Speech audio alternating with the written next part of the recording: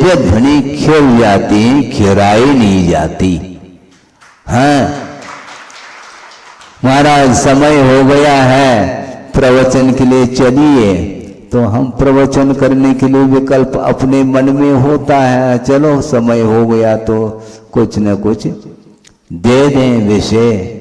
तो इस प्रकार उन्हें कोई भी विकल्प नहीं होता।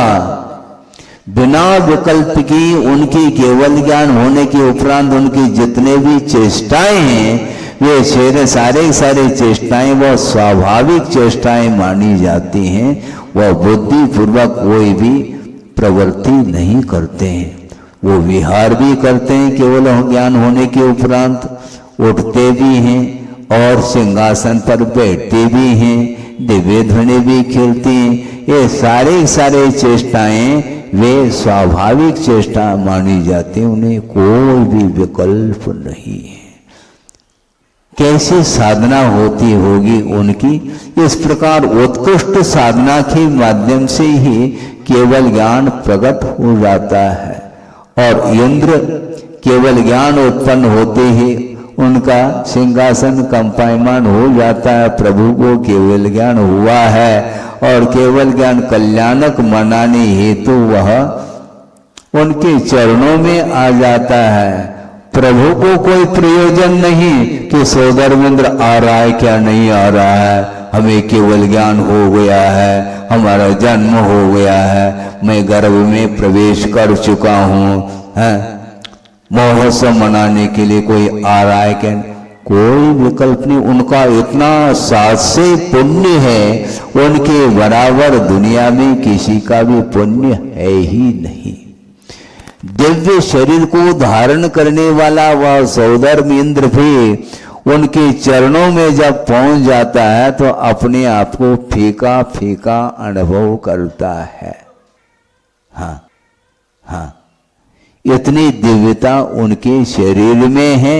और शरीर के उपरांत जब केवल ज्ञान ही प्रकट हो जाता है, उनका सारा का सारा वह शरीर परम औदार्य के रूप में परिवर्तित हो जाता है। अर्थात शरीर में जितने भी निगोद राशि थी वो सारी राशि निष्कासित हो जाती है और बिल्कुल पारदर्शिता जिसको बोलते हैं, रत्न के समान उनका शरीर दिव्यता को लेकर के सामने आ जाता है। इसके उपरांत वे दृष्टि नासा पे थरे हैं।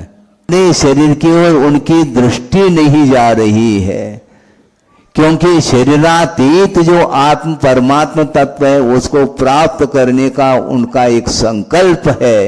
ये शरीर तो अनंत बार प्राप्त हुआ है और यह नष्ट होने वाला है, ये कभी भी स्थायित्व है ही नहीं, क्योंकि ये पौद्गलिक मटेरियल है। जितने भी पौद्गलिक परमाणु हैं उन परमाणुओं के माध्यम से शरीर का निर्माण हुआ है और कुछ टाइम पीरियड को लेकर के वह शरीर रहता है, इसके उपरांत वह बिखर जाता है। इसलिए शरीर को लेकर के क्या करना है?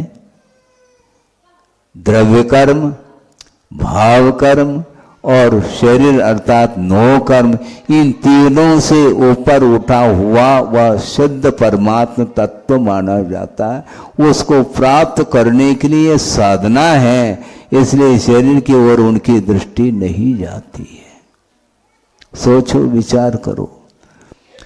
सारी विद्या केवल ज्ञान होने के पूर्व में उत्पन्न होने के उपरांत भी उनको कोई खास आनंद आ रहा है ऐसा नहीं, क्योंकि आनंद जो आता है वह रिद्धियों से नहीं, रत्नत्रय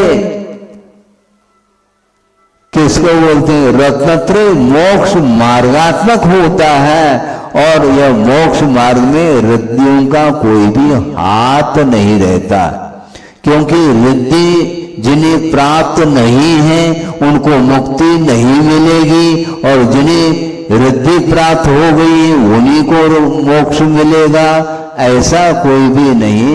सम्यक दर्शन ज्ञान चारित्राणि मोक्ष मार्ग ऐसा कहा।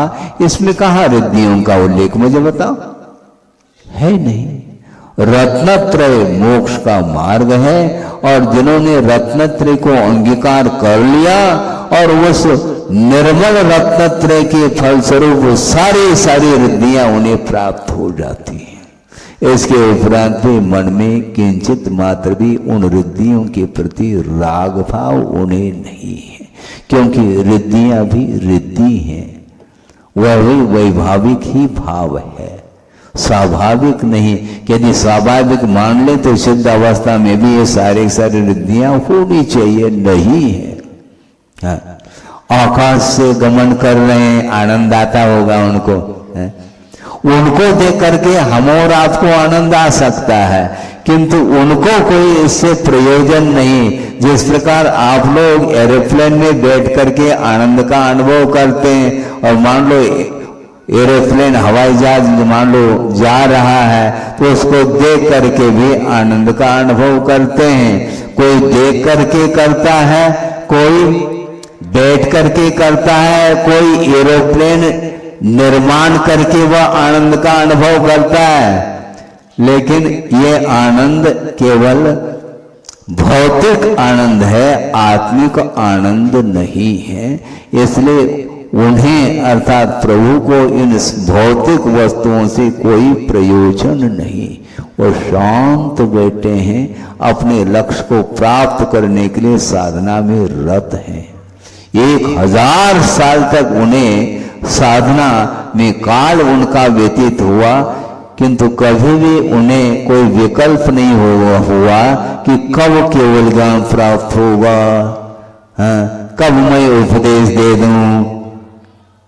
ऐसा विकल्प नहीं उनको, क्योंकि विकल्प जिसको उत्पन्न होते हैं उनका मन एकाग्र है ही नहीं। उन्होंने लक्ष्य बनाया है और वह अडिग रहे अपनी साधना में बिना किसी अपेक्षा के, तब उन्हें केवल ज्ञान उत्पन्न हुआ और उसके माध्यम से असंख्यात जीवों का कल्याण हुआ है। कल्याण जो होता है उस कल्याण में वो एकमात्र निमित्त के रूप में उपस्थित होते हैं, किंतु जो कल्याण करने के लिए भीतर से लालायित है और पुरुषार्थ निरंतर करता है, उनका कल्याण होना है और किसी का संभव नहीं, क्योंकि उनके द्वारा ही एकांत से कल्याण होता है ऐसा मानेंगे तो अभी तक हम और आपका कल्याण क्यों नहीं हुआ, ये बहुत बड़ा प्रश्न चिन्ह सामने आ जाता है। इसलिए आचार्य कहते हैं जो बहिरंग निमित्त होता है वह अपना काम करता है, उसके अभाव में भी नहीं होगा, किंतु उसके सद्भाव में हो ही ये अनिवार्य नहीं। जैसे टीचर हैं, छात्र को पढ़ाते हैं, पढ़ाते क्या नहीं पढ़ाते हैं, तो सारे छात्र पास होना चाहिए ना, सारे मेरिट में आना चाहिए ना, क्योंकि बिना पक्षपात किए टीचर ने पढ़ाया है, अध्ययन कराया है, इसके बाद में जिसके भीतर जितनी क्षमता है, योग्यता है, उसके अनुरूप ही उसका ज्ञान का विकास होता है। इसलिए पुरुषार्थशील होना चाहिए हम लोगों को, क्योंकि अतीत में अनंत तीर्थंकर हुए हैं, अभी भी इसी धरती पर हम और आप घूम रहे हैं, परिभ्रमण कर रहे हैं। हमारा परिभ्रमण रोका क्यों नहीं? रोकेगा निश्चित रूप से, किंतु परिभ्रमण को रोकने के लिए स्वयं को ही पुरुषार्थ, आत्म पुरुषार्थ करना पड़ेगा और मोक्ष मार्ग पर आरूढ़ हुए बिना और कोई भी उपाय ही नहीं है। रोग को दूर करना है तो निश्चित रूप से डॉक्टर के शरण में जाना पड़ेगा।